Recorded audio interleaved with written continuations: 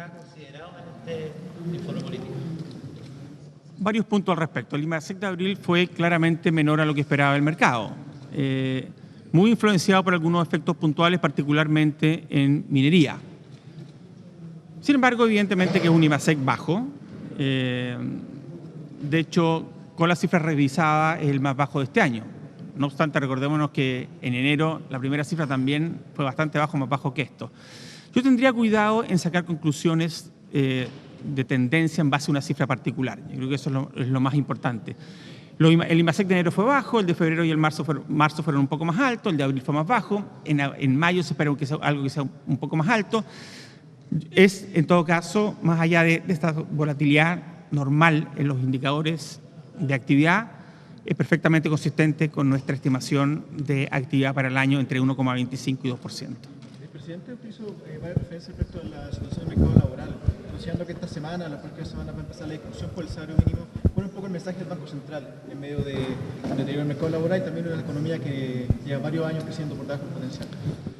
El mercado laboral ha mostrado cierta fragilidad en el último tiempo, dentro de cifras que en general no son malas. O sea, cuando tenemos una cifra de desempleo de 6,4%, esa es una cifra que sigue siendo relativamente baja en términos históricos. No obstante, tenemos un bajo crecimiento del salario del empleo asalariado, cercano a 0%, 0,5% para ser más preciso. Tenemos un aumento de los trabajos part-time y tenemos algunos otros indicadores que muestran cierta fragilidad en el mercado laboral. De ahí que nosotros esperamos que en nuestras proyecciones la tasa de desempleo sube gradualmente durante los próximos meses. Así que básicamente vemos un mercado laboral algo más frágil que el que se veía hasta hace poco. Respecto al salario mínimo. Y bueno, yo creo que en materia de salario mínimo el mensaje siempre tiene que ser que el reajuste del salario mínimo tiene que ser acorde con las condiciones de la economía, considerando que un salario mínimo más alto es cierto que tiene un efecto positivo sobre una parte de la fuerza laboral, pero podría tener algún efecto negativo sobre aquellos que quedan fuera de la fuerza laboral producto de un salario mínimo que si es que este crece a tasas demasiado elevadas. Es básicamente un mensaje de la preocupación tradicional que uno tiene cuando se determinan este tipo de variables. Presidente, ligado con eso, el tema del endeudamiento de los hogares, preguntarle cómo están viendo justamente ese tema y también si nos puede explicar cómo está esto vinculado con el tema de los créditos hipotecarios, que usted lo mencionaba en el informe de estabilidad financiera, que hubo un aumento importante por las ventas que se concretaron el año pasado, ¿verdad? Entonces, preguntarle por ese justamente tema del endeudamiento de los hogares. Hay un incremento en el endeudamiento de los hogares, va gradualmente creciente, representa hoy día un 63% del ingreso disponible de los hogares. Ese incremento se explica básicamente por un incremento en el endeudamiento hipotecario.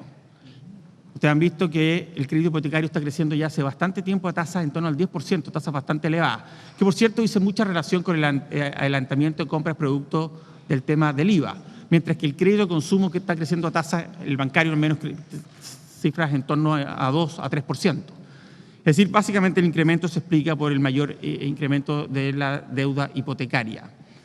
En relación al desempleo y el endeudamiento de los hogares, la tasa de empleo aún es baja, pero ciertamente el mercado laboral ha ido mostrando más fragilidad y por lo tanto es un tema que tenemos que estar monitoreando continuamente. No obstante, los indicadores de no pago en materia de consumo se mantienen bastante estables y bastante bajos, con algunas excepciones, particularmente en aquellos créditos de menor monto, donde se ve algún leve incremento en materia de comportamiento de pago en el sector no bancario. Presidente, preguntarle por el tema de la inversión, este recorte que hacen ustedes con respecto al informe anterior, ¿a qué se debe principalmente?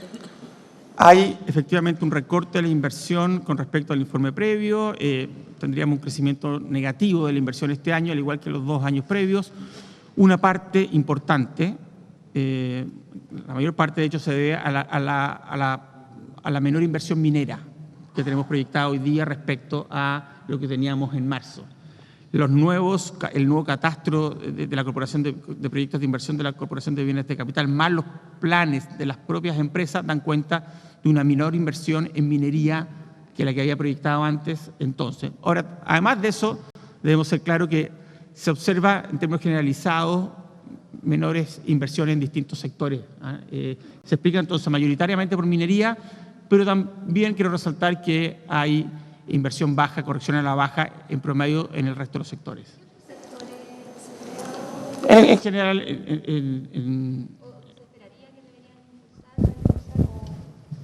¿qué sectores deberían impulsar la actividad económica? A ver, yo puedo decir lo siguiente, digamos, lo que nosotros esperamos es que tengamos una recuperación en aquellos sectores exportadores no mineros o no tradicionales, como quieran ponerle, digamos, ¿cierto? Básicamente lo que ha habido en Chile en el último tiempo es un shock de precio del cobre muy fuerte, también de financiamiento. Eso se ha traducido en un aumento del tipo de cambio y eso debiera inducir a una mayor actividad e inversión en sectores exportadores no tradicionales, por ejemplo en el sector agrícola. En el sector agrícola tuvimos un primer trimestre que fue particularmente positivo. Y también hemos tenido algunos otros sectores de servicio que han reaccionado favorablemente. El turismo, por ejemplo. El sector turismo tuvimos al menos en el primer trimestre un desempeño favorable.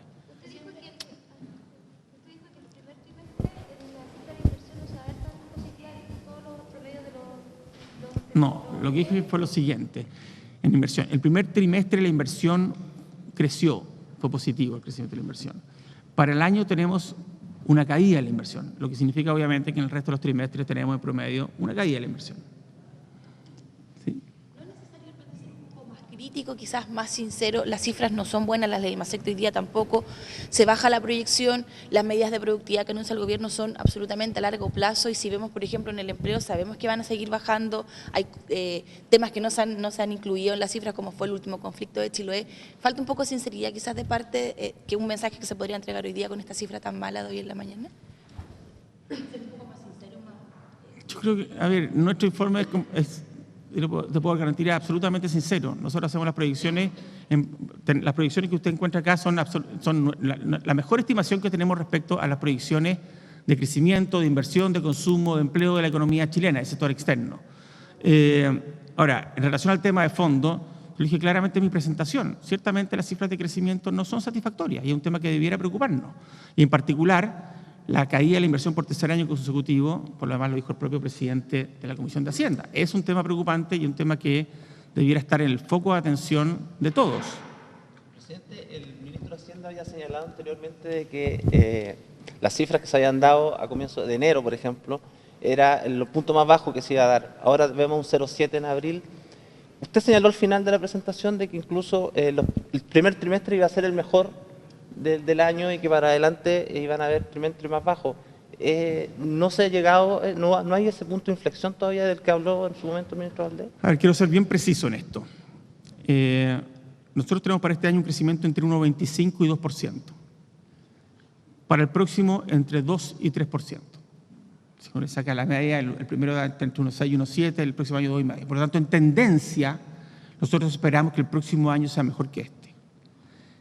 Ahora, respecto a este año, que es la pregunta más específica, efectivamente nosotros tuvimos un crecimiento del primer trimestre de 2%.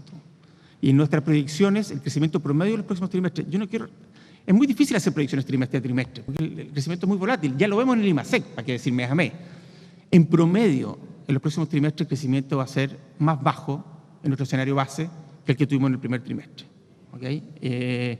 Y en ese sentido, efectivamente, vamos a tener cifras que son menores que las que tuvimos en el primer trimestre, en los próximos trimestres.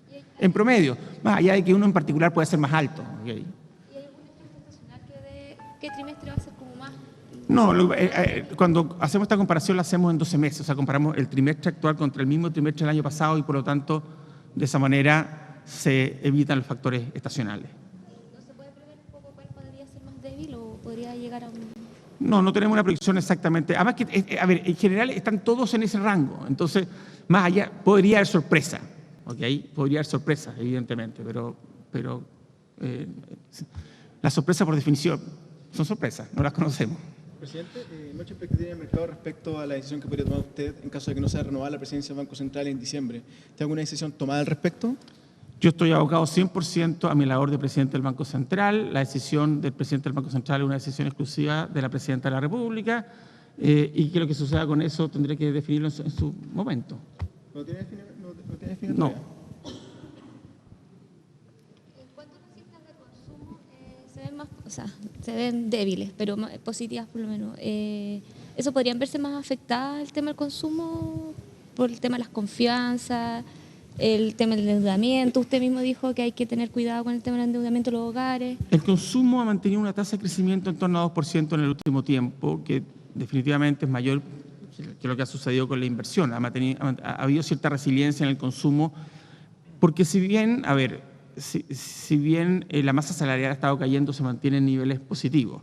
Ahora, creo que nosotros esperamos para adelante que se mantenga creciendo, pero a niveles acotados, no muy distintos del actual. De hecho, las proyecciones que tenemos aquí en el Informe de Política Monetaria son similares a lo que hemos tenido hasta ahora, porque, de nuevo, una masa salarial que se ha ido reduciendo el crecimiento y porque, desde el punto de vista de confianza de consumidores, se ha mantenido también en niveles bastante bajos.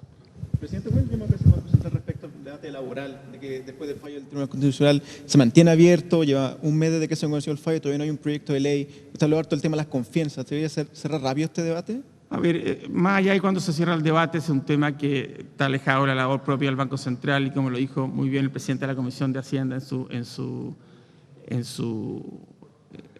presentación, son temas que están en otras instancias. Presidente, en ese sentido, ¿cuál es el llamado a la gente, a los consumidores, justamente al conocer estos datos del IPOM, que de pronto al ver que el crecimiento no está muy bien y que de pronto el empleo está bajando de alguna manera, ¿cuál es el llamado justamente entonces a la gente respecto a las decisiones que puedan tomar? ¿Cuál es el mensaje de IPOM? Este IPOM muestra un crecimiento que se mantiene bajo, crecimiento que estaría entre 1,25 y 2%, que evidentemente es un crecimiento acotado, y que, como lo dije claramente en mi presentación, no es satisfactorio, al menos como tendencia, y por eso esperamos que la economía se vaya recuperando. Por otra parte, tenemos, desde el punto de vista positivo, una economía que va gradualmente en tendencia hacia crecimientos más altos, y esperamos que a fines del horizonte de proyección la economía esté creciendo a niveles en torno a su tendencia. Y también es una economía, y creo que es importante tenerlo claro, es una economía que está balanceada, que no tiene déficit en alguna materia que, desde el punto de vista macroeconómico, que sean relevantes, y por lo tanto está en una buena posición para iniciar una senda de mayor crecimiento cuando las condiciones se den. Muy bien.